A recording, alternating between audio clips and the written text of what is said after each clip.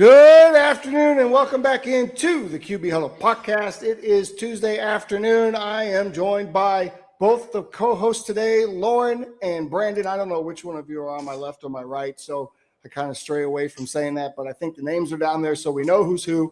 Lauren looks like the WWE wrestler, and Brandon looks like he's aging by the day, so that's who those two are. I just wanted to mess with both of you a little bit. Welcome in. We are produced by Brandon Franklin and New Era Media. We are part of allaccessfootball.com, and we are on the FanStream Sports Network. Welcome in, fellas. How was your weekend? First off, anything going on? Lauren, you had a bye weekend. What did you do? Bye week, got together, had a little bit of practice, but more so family. So main thing is for me, I started coaching my son's 8-year-old soccer team. So we caught our first win, 1-0. You said soccer, so the other football. Soccer. The other football. European football. Yeah, 1-0. So it was great. 1-0. There you go. Hall of Fame coach in the making. Brandon Dewey. You played some golf and you had some struggles this weekend. Once again. Yeah, man, it was a solid week. Did a practice round at Woodbridge Golf Club. We have an AGA tournament, the AGA Championship this Sunday. So did a little practice round, 40-mile-an-hour gust winds. Man, he was just trying to survive. I hope the conditions are like that because it was a struggle. I managed to get some 19 points, but it's not the 26 that I'm quoted at. So got to figure it out before game time because there are some dark horses in this one. So I'm excited to see it. Well, you played a lot. Just to give the folks an idea, you correct me if I'm wrong. You played 27 holes on your birthday on Wednesday. Happy birthday, by the way. Thanks, man. A little bit late, but QB Huddlers out there. He is 1 year older, almost 40, not quite. But you played 27 on Wednesday. You played 18 on Thursday. You played with me on Friday at the simulator, which then I was essentially crippled for the rest of the weekend. You then played on Sunday. Did you play on Saturday as well? No, I didn't play on Saturday. You took Saturday off, so you had to take a day off. Dude, that's a lot of golf. That is I've been locked in, man. For an average person. That's all I'm going to say. I've been locked in a little bit. And granted, I don't do it all the time, but yes, it was a birthday. I was actually swamped on my birthday, so I worked there. But managed to get a good 18-hole in really early in the morning and then turn around on the back nine. I mean, it was two completely different people. Shot 77 on that morning, and then the next, it was not good. Is all over the place, right? Jeez. So it's this Dr. Jekyll, Mr. Hyde kind of thing. So I'm trying to find my way, but hopefully that good player shows up on Sunday because if he does, we got an opportunity. Well, he's good enough on Friday. He beat me by 6 strokes. Of course, he comes out, he starts warming up, much like Lauren. He's driving the ball, 250, 260 carry. He had one that was like 274 carry. He got out his 3-wood, carry 240. And so I'm setting up the thing, and I'm like, you want to be at the Blues, right? He's like, no, I'm going to play at your tee box. So the fact that you beat me by 6 strokes, I feel like I deserve some stroke credit if we're going to play at the same tee box because you and I are not the same. And once Lauren learns how to hit the ball straight a majority of the time, he and I will also not be the same. So I did on y'all's golf. I talked to one of my teammates, and he actually is around golf very often. I don't know what course is in. Is Woodbridge near us? Really? Up in McKinney? No, that's in Sash. So it's out by Wiley. Oh, okay. Yeah. What's the one up here? Is there one near us? There's Waters. Woodbridge. Is Waters fun or Woodbridge? Waters Creek. Westridge. Waters Creek. Westridge.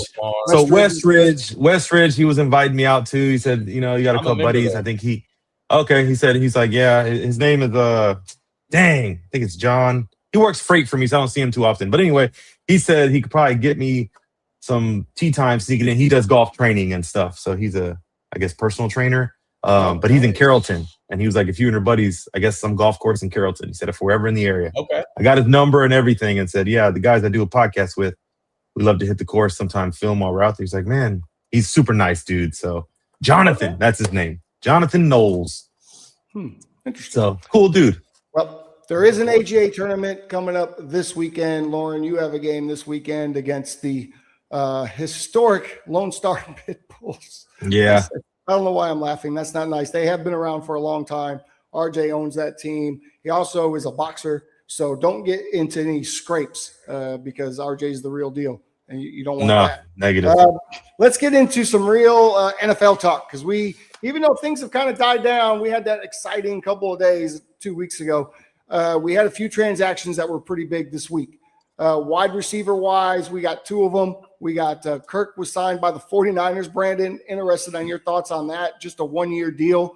Wide receiver Smith-Njigba signs with the Seahawks. They kept him in-house. They let Walker walk, but they kept that receiver. 4-year, $168 million.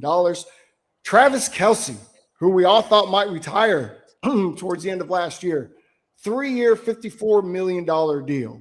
I'm not sure if that's all guaranteed. Is he going to play 3 more years? Can he play 3 more years? We'll talk about all these. And then Carson Wentz. Carson Wentz gets signed to the Vikings. And at this point, I yell to Minnesota, free JJ. If you're really going to bring in a Carson Wentz, what are we doing in Minnesota? I don't think they have an idea of what they're doing in Minnesota. Don't free him. I don't know who would pick him up. I mean, Carson Wentz, though, what is this move about? Somebody explain it to me. You guys are the JJ denouncers, so explain it. Until he got hurt.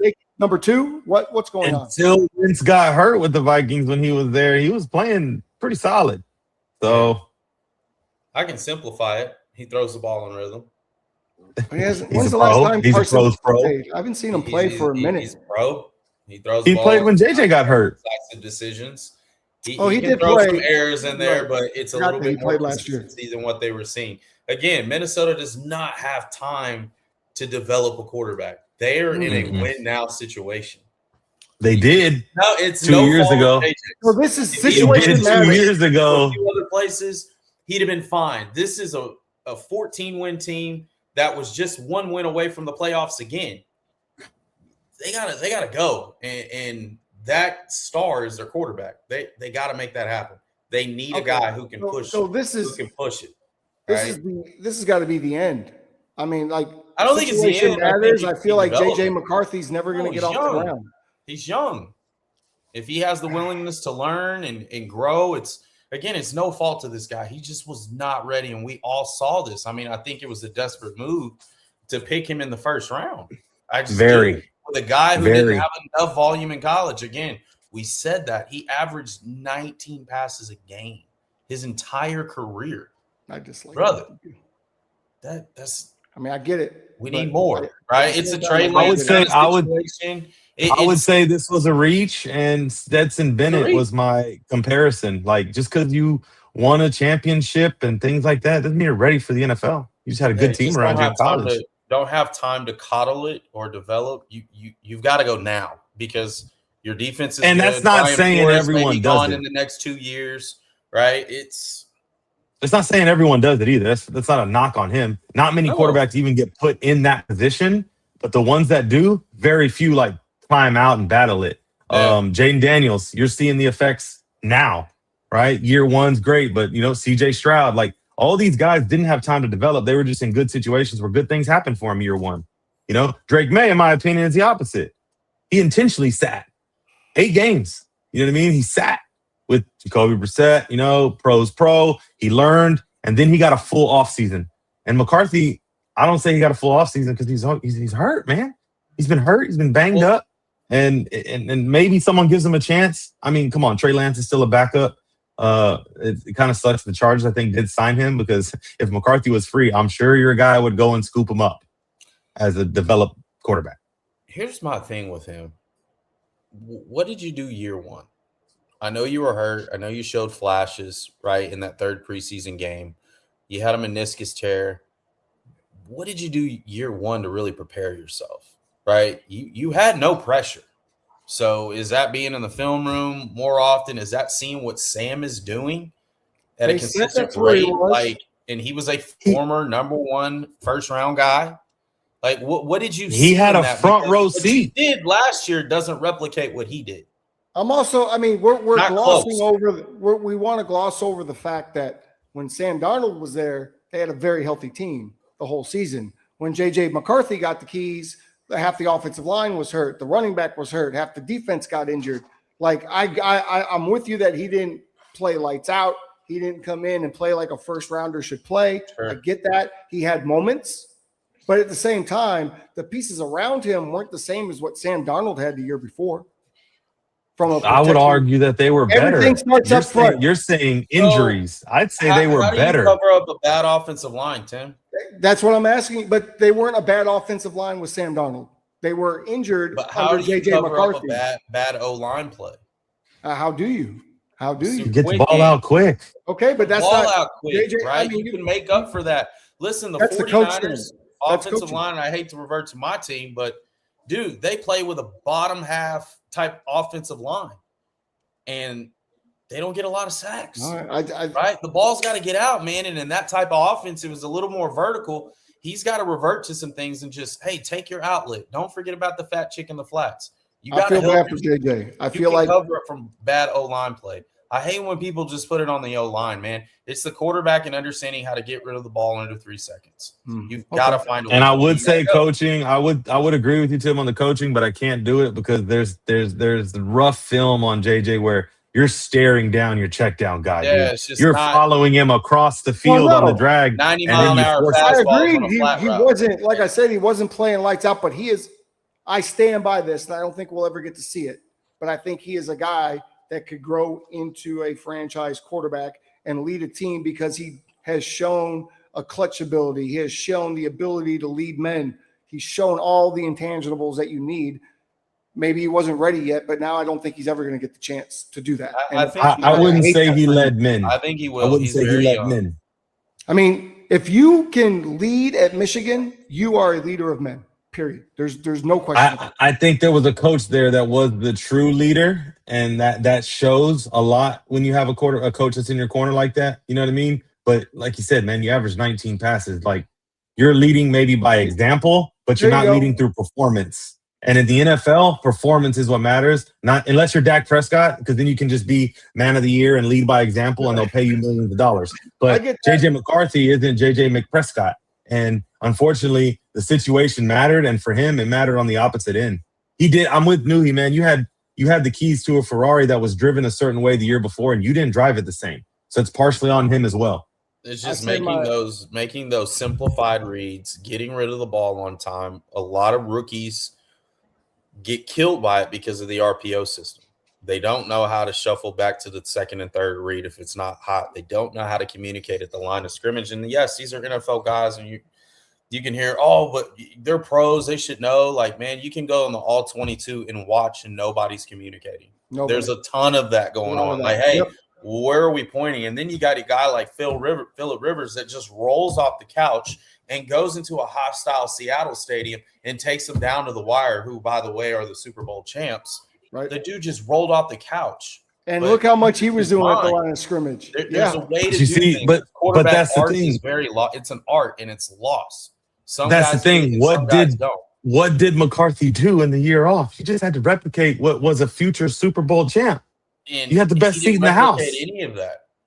Yeah. So. And that's a lot of pressure on him, too, coming in as a rookie. There's not too many guys that can step in there with a really good football team and be asked to be serviceable. You know what? There's Carson Wentz. Hold on. Hold on. You're right. Carson Wentz has had a very similar career to how McCarthy's could go. You got hurt. They tossed him aside. The Eagles did, and he was a journeyman at that point. So maybe he's there to show McCarthy how to be a pro. Because that's what Wentz can offer. It's different for Carson because when Carson got hurt, he was, and people seem to forget, at that time he was playing at an extremely high level. He was one of the better quarterbacks in the NFL at that time. He got the Eagles to where they were. Unfortunately, got hurt. Old boy stepped in and they win the Super Bowl. That's great. But that was Carson Wentz's team. Carson Wentz was playing at an elite level before he got injured. That's the thing. The team was already built for Carson Wentz to take over. That's the thing. It was built for Carson to take over, and Carson did. Yeah. This team was built for JJ to take over, and he did. Well, and it didn't work out how they wanted. I want to make one more JJ comment. Steps into 3, man. He's going to be 3. I think they've already showed. Wentz has already showed that he can be consistent in this offense when protected. I think you roll the dice with a superstar like Kyler and hope you hit. Because if you Sure. do hit, there could be a game or two where he's going to be a little gimped up just because he's a smaller guy. And then you throw in that bigger guy that can actually run an offense and be efficient. If he's QB at the drop of a dime and just drive the car and be completely if he's fine. QB3 and it's Kyler, Wentz, and McCarthy, I will go on a limb and say McCarthy plays some football this year because both those guys are going to get banged up. Here's what I'm going to tell you guys. He's going to get his shot. I watched every single game this dude played in college. Okay. I watched him as a freshman come in some spot time.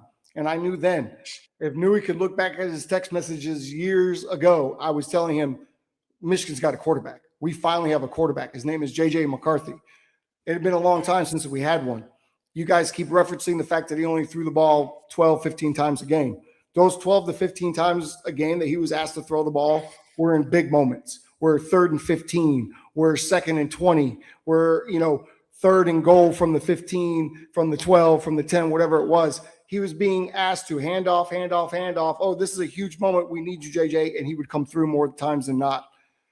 JJ needs to be in an offense where running is the priority, right? Like a Jared Goff. He needs to be in that sort of offense. And the Vikings is not a run-first team. They didn't run the ball particularly well last year. So to me, the whole situation was wrong because you guys are right to an extent.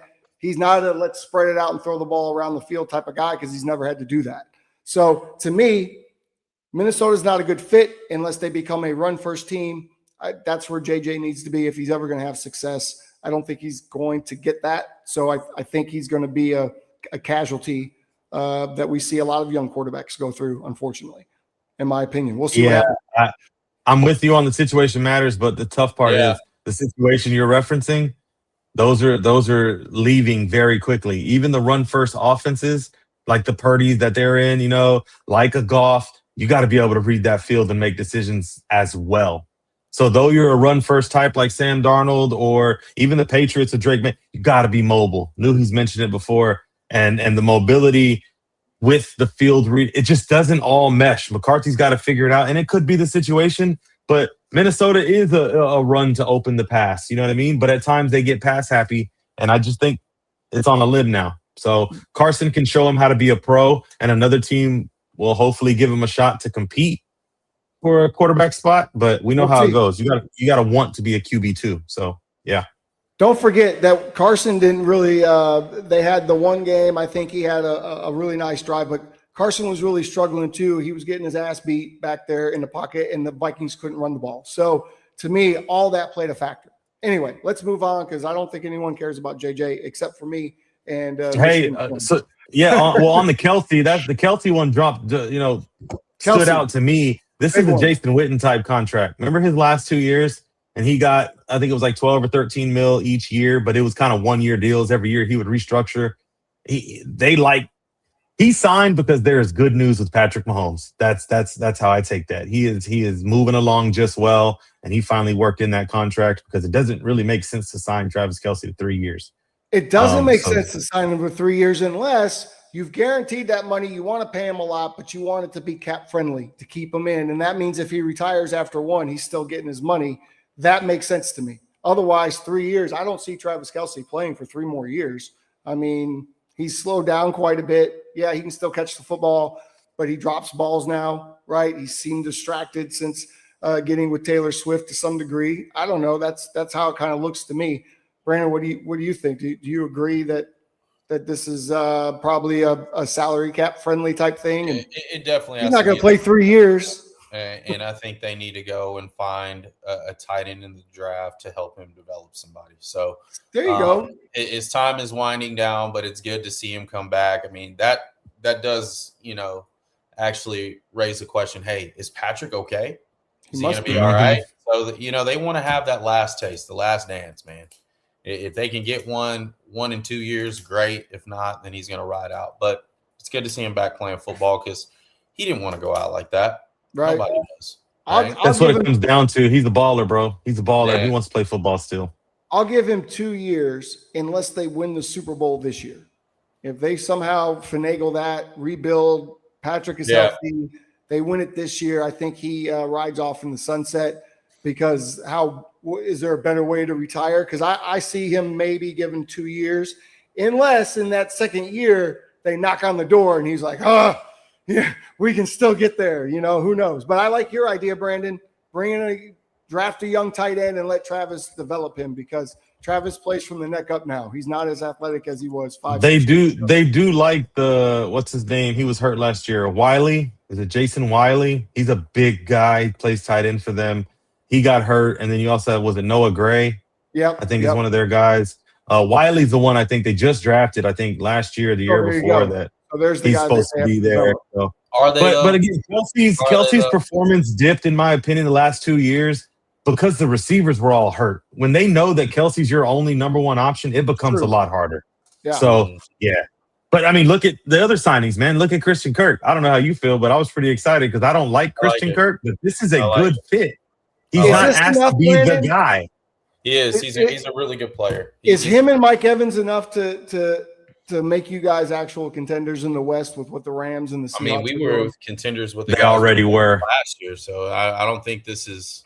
Oh, this is exactly what we need. Like it's great. I mean, you did need Brandon Ayuk left your team. He just walked away. I think they're happy for that. I think for that. He'll whatever. Hopefully, we can sign Juwan Jennings, but right now he's very delusional to think he's going to get $25 million. He's a good player, but he's a strong. I think he'll settle. He'll settle for 17. I think adding Kirk gives us the ability to, beat one-on-one. He's a good zone cover receiver or zone receiver as well. Plays well in space. He's probably not as fast as he used to be, but I think adding Mike Evans in this style of offense, I think he'll be a great contributor. So, in my opinion, Mike Evans is there to show Juwan Jennings how to do it, teach him up real quick, and Christian Kirk's there to teach Ricky Pearsall how to add that to his game, because Christian Kirk is a very, very good. Like he's a smart football player. Yeah, he's a very smart playoff game with different quarterbacks. So he's solid. We got a lot of players teaching players. What are these NFL coaches doing? Jesus, it seems like all the players need to teach the players. Well, they want to get paid. They want to get paid, and they know that if they do that little mentor tag on them, they can get another 2.7 mil from Christian Kirk. Yeah, why not? Why not go play in San Francisco and California and get me another 3 mil? So that division's a little bit of a nightmare. I mean, everybody in there is pretty good. We can. They're all gearing up to go to a Super Bowl, except for the Cardinals. Damn. All right, let's talk about the big subject. Surely we had time off. I had to record it, but when I got home, I watched it. The USA plays flag football this weekend against two different teams made up of NFL players, and one team had what's his name? Logan Paul on their team. Logan Paul, and I Show Speed, I think is his name anyway. Mm-hmm. I don't know how Logan Paul finagled himself on this football team, but I loved what I saw from USA flag football. I think they proved the point that flag football is much different than tackle football. I'm not going to go as far as Shady did to say flag football isn't real football, because there is a football. So it is a way to play football. I'll put it that way, right? And it stems from, well, I guess it doesn't stem from, but flag football has opened up 7-on-7 for high school kids to develop in the passing game, which is essentially what all college teams play nowadays, is 7-on-7. The linemen just kind of get in the way. But it's also opened up women's flag football internationally. We've got Olympics, right? And this Team USA, I think, proved some points. But I will say this. Tom Brady at 45 years old was the best player on the field for the whole weekend. He's 48. Am I wrong? Is he 48? I don't want to say you're wrong. I enjoyed it. Look, he's my background here. But I'm sorry, Odell Beckham Jr. got a serious offer from the USA flag team to come to a tryout. Yeah, they liked what he did. And let's be real, Odell's built for that. You're not going to hit him. You see his catch in the end zone? It was crazy. Don't get me wrong. Tom's hips in the pocket look stellar. Can't say the same for Jalen Hurts, but Yeah, man, it was fun, but I'm on the other end of it, man, and I don't think the Team USA meant anything by it when they made those comments a while back, but I got to go with Shady on this one. Like, it's not real football, and I've played arena as well. Let's be real. Arena football is still not football, like 11-man football. So they're all games and they're spinoffs, but I'm with the growth of the sport because, as Tom Brady said himself, everybody should be able to play football. It teaches you a lot of stuff. So, and it's hard. and it's hard. So I think it's great. I enjoyed it thoroughly. And I'll tell you a story. We built a football team, a flag football team from the Diesel. And so we all, when I first moved here, and I played flag football in Chicago, and it wasn't nearly as serious as it is here in Texas. But we had a little group of us, and we made this team, and we're going to dominate because we're a bunch of football players. And we got shit kicked out of us week in and week out. More than anything by these little Asian dudes, right? Because they were so fast. They would kneel down really low. We couldn't grab their flags. That's the biggest thing we couldn't do was grab flags.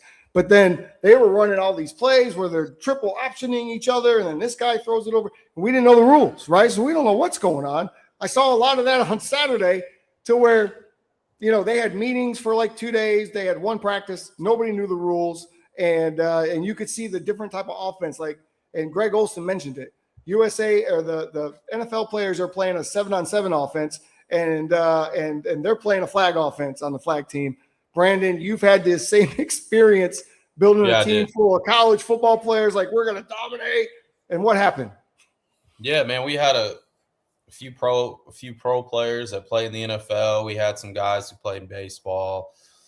Just a bunch of former college and pro athletes, and we got mopped in the AFFL for the $1 million prize. I mean, we won a couple of games, but we just realized we are nowhere near close to the execution that they do, and it's kudos to them. And we could say it's real football and everything, but at the same time, you've got a guy not blocking you, a rusher that is super fast, and you can make guys miss and get rid of the ball on time. You play quick in space. I mean, these guys are super agile, and they're little athletic freaks, man. And I knew that Team USA was going to embarrass these guys because we saw it with the AFFL, the Joes versus the pros, man. They kicked their ass. And so it's just a different level, but kudos to them, man. Flag football is a different sport, but to be honest, I don't think any NFL player should play in this. Not a soul. Because they have no idea. One that's playing, right? Because they just don't know what they're doing. They don't know what they're doing. If I'm a Bengal fan and I saw Joe Burrow running around and diving the other day, I'm like, what? And it's no disrespect to him because that's a whole different sport, right? But it's like, dude, you got to have freakish, athletic, Gumby built type of guys to play flag football. You don't need these big muscle bound AJ. You don't need those guys. You need guys. It's different. Hey, you ever heard the square and the rectangle, right? You've heard that before, right? So I got to go to that aspect, okay? Because I'm on the other end. These football guys, if they really bought into it and practiced like these dudes did, they're still the top athletes. They're still better athletes than these guys, in my opinion, right? They do different stuff, but it's a mental thing. The guy's not going to hit you. These flag guys they know that they overstand. It's the ability to make you miss, bro. It's playing in space, playing in a clock. These guys have blockers. They're used to being blocked. That's great. That's great by Odell. Great catch, jump ball guy. The game didn't get out of hand for these dudes until they started to do that in flag, bro. What he just started getting comfortable. If the NFL guys and that team would have just played simple ball and not overthink it. Right? It's not 7-on-7 routes. Just throw what's there. Boom, throw the slant. Boom, throw the slant. The ball, pitch it back. Backyard football, they forgot how to do that. These guys aren't mentally trained to do that. They're not. You have a quick slant. The biggest thing in flag, bro, if you can't pull flags, you're screwed. Right. Sure, you're defensively. Screwed. That's what I was going to get at, too. The game is going to get out of hand. I can catch a 5-yard slant. Oh, I throw it to Odell. Bam, wait. Damn, he already got my flag. Yep, do it again though. Just do it again. I got a catch here. They're not quick thinking. I agree. Let's be real. Put them flag boys in pads, and they don't stand a chance. That's a different story. That's but a different this game. Is flag football. We don't. I said the same shit, bro. Trust me, and we got our ass whooped. Lauren, have you played flag ever? I have. I've played 5-man, 7-man. I've learned that it's a different game and I overstand it. But you have to. I get it. When you get to the higher levels of flag, the game's totally different. Did you play the money team?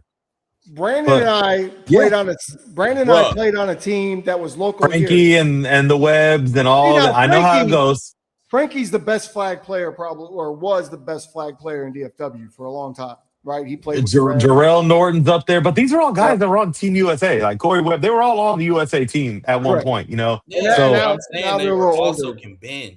But I mean, Brandon and I were on a team with a guy that played for the Minnesota Vikings, and then we had nothing but athletes coming out playing against a bunch of beer belly dudes that whipped our ass every Sunday morning, and I would get so frustrated because I'd be like, how these dudes have never achieved anything athletically in their lives, and they are whooping our ass right now. They know how to play flag, man. And we didn't know the rules. We were trying to play football, and they were playing flag football. And play football. It's very equivalent. It's very equivalent to being a baseball player. It's very equivalent to being a baseball player and then going to try to play rec softball, and you realize, holy crap, these beer drinkers are some softball players, like men's softball. Hard, bro. I didn't think it is not the same, and you can get the top tier baseball players, and it's hard to adapt. So it's a different sport. It's a different sport, but I loved what I saw. It was fun. Logan Paul, how he made it in there, not sure, but this dude's everywhere. So he's all over WWE. Speed was just at WWE as well. It's just great for, TV. He did apologize. I don't know if y'all saw that. It wasn't a healthy apology, but no, it was a bullshit apology. Dude, it's all a work. It's all for WWE. That's all it is. I saw yesterday, I think that Tom Brady has been invited. Please don't go, Tom. We don't want to see. No, he's going. He's going to be in there. Like, look, I want him to see it. I want to see them. WWE has gotten so whack, bro. What? Yeah.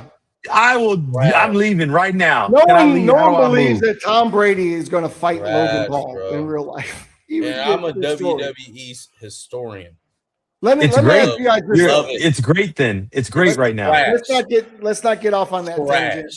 You're getting caught up in the mix. Yeah, we can have a whole podcast on how trash this is. We could do that. Breaking records. It's breaking records. It's all about the money now. They're the Jerry Jones of entertainment. Trash of all sports entertainment. That's right. Yeah. Listen. Would you pay? Bring back the old days. Would you watch on TV? Would you pay money to go see a flag league that was nothing but retired NFL players? Think about that. I'm talking within a year or 2, 5 years maybe, where Tom Brady can come back and play every Saturday. Would you not watch it depends. I'd watch it on TV. It depends how much you don't tickets like to go to games. Brandon doesn't like to go to live games, so I can't ask him that question. He wouldn't even go to the Super Bowl if I gave him a free ticket unless the 49ers were there. Probably not even. I'm all about value, so it depends on what that ticket looked like. You know what I mean? Okay. So let's say it's $100. It's $100 to go to the FCC Dallas Stadium here and have a second row seat to watch Tom Brady play flag football. I'm paying the money. I'm going. I'm paying the extra $40. I'm paying the extra $40, getting the $140 ticket to go watch SmackDown at American Airlines Center. Okay. Well, see, we have different. We have different. You see that? $140 just to go watch SmackDown. Watch a bunch of men wrestle around with each other, and it's not even real. Oh, letters. Roman Reigns. One word. Rock. Yeet. I'm going to say something that might be very controversial, but WWE hasn't been good. Cue my music, run it back. Great gimmick. WWE hasn't been good since the Attitude Era. No, there's a lot of things that were done in the Attitude Era. Yeah, knew he liked the Divas era. He liked the Divas era. It was great. Hey, man. Wow. Hey, man. Wow. Chill out on it, man. I grew up with the 90s wrestling. So did I, bro. So did I. Hey, let me ask you this right now. This is gonna let me know. Early 2000s was the very best. Who's your favorite wrestler of all time? The Texas Rattlesnake, baby. Okay. Stone Cold Steve Austin. Mine is between Stone Cold. But you know who can't hold a candlestick to anybody? Shawn Michaels. See, that's the greatest. I love Heartbreak. It ain't close. It ain't close. Hit that music. The Rock wasn't a great wrestler, but The Rock was the best on the mic. Like no one could touch him. Nah, it's John Cena. John Cena, man. And now, CM Punk is killing it. Right now, CM Punk is killing it. I can't get into CM Punk. Turn loose. I can't get into the old CM era. Punk. He just looks like a normal dude to me. No. I can't get into these. Speaking of WWE, you remember speaking of WWE, do you remember the XFL? Because I believe now the UFL is coming back. I believe the UFL has nothing to do I like how you dropped that in. XFL. But hey, speaking of that, I'm glad you brought it up. The UFL does kick off this week, the 27th. Yeah, it's around the corner, right? Yeah. Yeah, they're going to play the Louisville Kings, which is a new team, at 7 p.m. Central Time on the 27th on Fox. Brandon, could you bring up that list that you read to me earlier today of the head coaches that are in this league? Because the UFL is being slept on, folks. First of all, this is a league that is it's been around for 3 years now. They merged 2 years ago, right? They were two different leagues. They kind of merged, They came together. This is I don't know. I think it's an up and coming league. The football has been a little bland, for sure. They don't get to work as much as NFL teams do, right? They don't have all that. But I think it's coming up. I think it's getting better, right? Don't you guys think so? And now we've got a list of coaches that blew me away. I didn't even realize that these were the head coaches in this league. Go ahead, Brian. So, up at first, you got A.J. McCarron, who's a part of the Birmingham Stallions, right? If we all remember him. Yep. 3-time champ at Alabama. And then you got Ted Ginn, from Ohio, the Columbus. Yes, we're looking forward to that. And then you got Rick Ohio State, which was hired. We all know Rick Neuheisel from his Washington days. And then you got our favorite, our coach. Coach, friend of the show, Coach Harris. Champ, by the way. Yep. Champ, by the way. And then you got Kevin Sumlin. We're moving from A&M. Now he's coaching in Houston. Right? You got Chris Redmond in Louisville, was a former Louisville quarterback and an Atlanta Falcon quarterback. Yeah. Podcaster and ESPN analyst. And then you got Anthony Beck, and then you got Ricky Prohl, if you remember Ricky Prohl. Oh, St. Louis Rams. Cold little NFC Championship. Yes. Caught it in the back of the end zone. Super Bowl champ Ricky Prohl from the greatest show on turf. And they actually have, on average, 30 to 40,000 fans per game. Claiming to be the loudest stadium in the UFL. But man, I think it's great for the league, man. You get these former players that come in. Coach Harris is obviously defending his throne. This should be an exciting one, man. I'm excited about it. And I definitely want to go check out a Renegades game versus the Defenders. I want to go see that. So when they show up, we got to go. The thing about Coach Harris is stands out. He came here to be an assistant coach. He was the quarterback's coach at first, and he worked with the offense coordinator, head coach. Obviously, I got invited to go out to a few practices. The head coach left to go do something else, coach a college team, I believe, in Tennessee, and they promoted Coach Harris to the head coach. They go on to win the championship. Coach Harris then fulfills a promise to the old head coach of the Defenders and goes and coaches in college with him out in Tennessee. So he did that in the offseason, and now he's been back. He lives here locally in the DFW area, and he's been building the DC Defenders because all the teams live here. So all their practice, all their training camp is here. They travel for the games. What's cool about DC is when their games, they do a beer snake. And so I don't know if you guys have seen it on TV, but they take all the cups from all the beer and they build a snake that goes from the bottom row all the way to the top row. And it's really crazy. And I don't know if you guys have seen that. It's a big deal. You can YouTube it. But we're excited to see the UFL. The UFL is a brand of football that is up and coming. I think it's better than what we saw with the World Football League. And certainly it's better than the old XFL, in my opinion. I don't know why I'm gonna be the guy. I'm gonna be the guy. I'm sorry. I'll be the guy. We've seen this before. I'm a big history repeats itself. These leagues grow until the NFL allows them to. When the NFL decides like, nah, no one's bigger than the Shield, they'll find a way to make this not work. And I know the fans are on it and the recipe's there. It sounds great. It works. I don't know how they can outgrow the fishbowl that the NFL puts these leagues in, right? The expectation is the NFL, so they're getting closer. The coaches are better. We know the talent's coming out and new, but I just don't know if people are going to watch it, man. I hope they do, but I just don't know if people will continue to watch it. That's what we're here for. Hopefully we can steer people to the game because it is good football. But man, we know how this goes. It's springtime. Everybody might not watch it. So y'all need to make sure to tune in. They did jump into Fox. That's a change, right? Because they were spread across different networks last year and the year before. So it could be good for them, but I'm a realist at the end of the day, man. And growth is good, but isn't sustainable. And I hope that they can find a way to continue to add more teams. The merger was great, but they had to merge for a reason. So let's see what happens. I'm in its corner. I'm in the UFO's corner, but money's always the issue. Before. Yeah, I've seen this story before. Money's always the issue. My hope for them, and to what you said, what I've been told, they're not competing with the NFL. They're not trying to, that's why they play in a different time of the year when the NFL is playing. They don't want to compete. What they're trying to do and trying to become is sort of a pseudo. You don't make it to the NFL. You come here, you develop, you go back to the NFL. And to their credit, you just need the NFL support. To their credit, they've had a handful of players this year go from the UFL and now are on NFL camp rosters. Will they make the team? We don't know, but they're there, right? So it's working.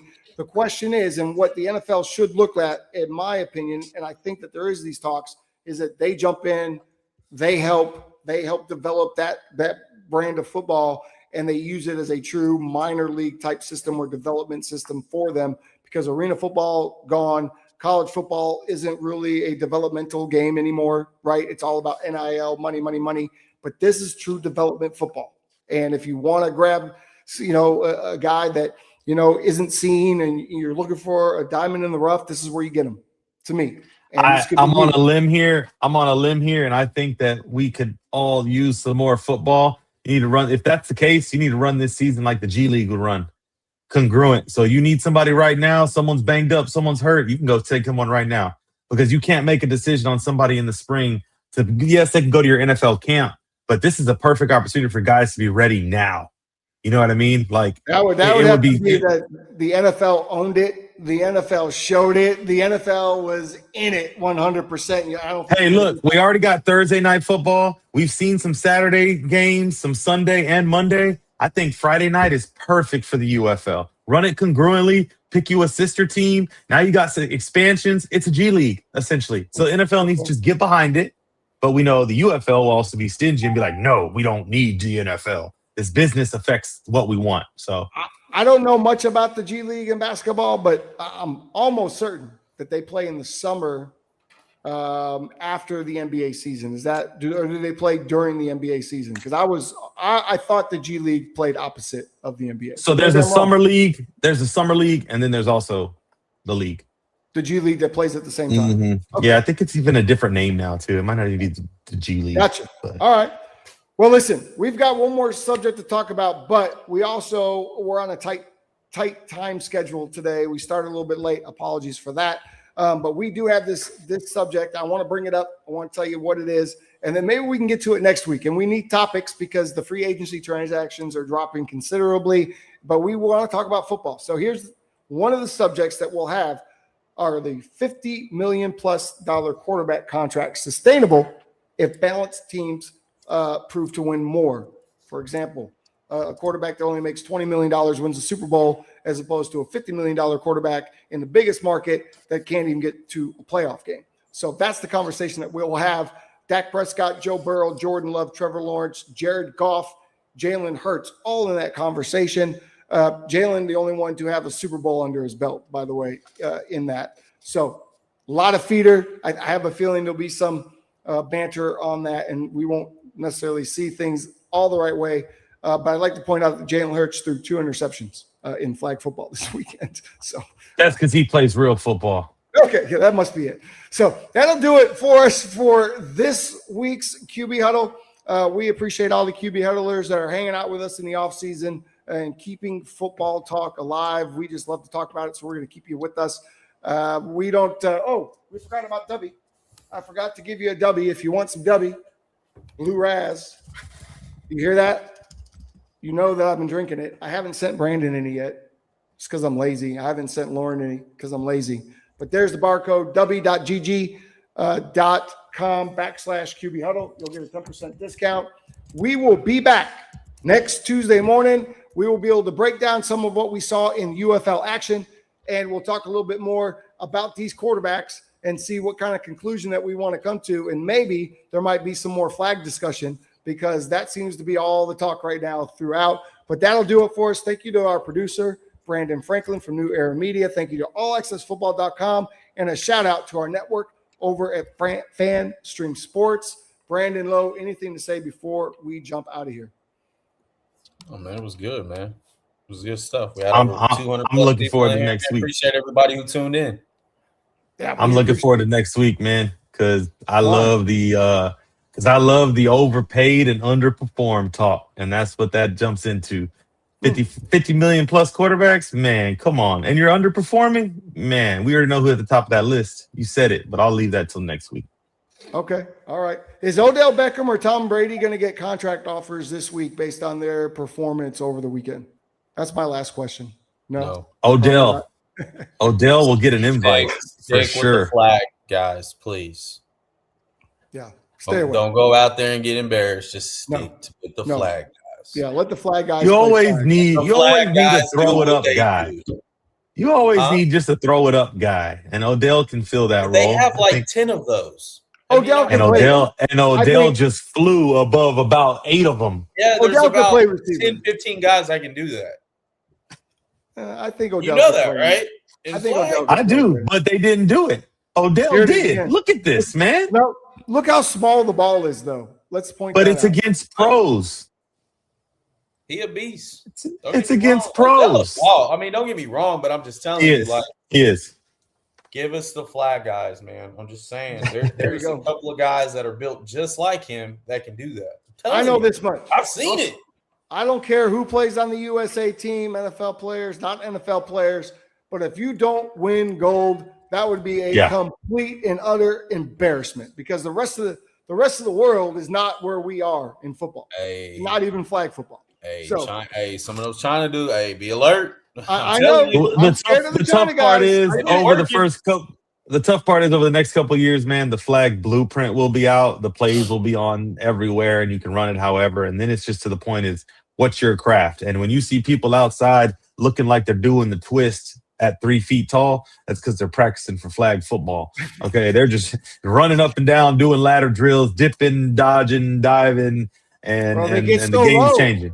I saw one guy his ankles bent. I never seen ankles bent before. How did you do that? They're like Gumby. Built like Gumby, man. Yeah. They're built like Gumby, and if people are listeners, you remember Gumby. I remember Gumby, but I'm super old. That's what they do. The real question is what was the horse's name? Don't know. I never watched Gumby. I just know who Gumby was. That's for the listeners out there. Maybe we give them a free coaster if they can tell us who the what the little horse's name was in Gumby.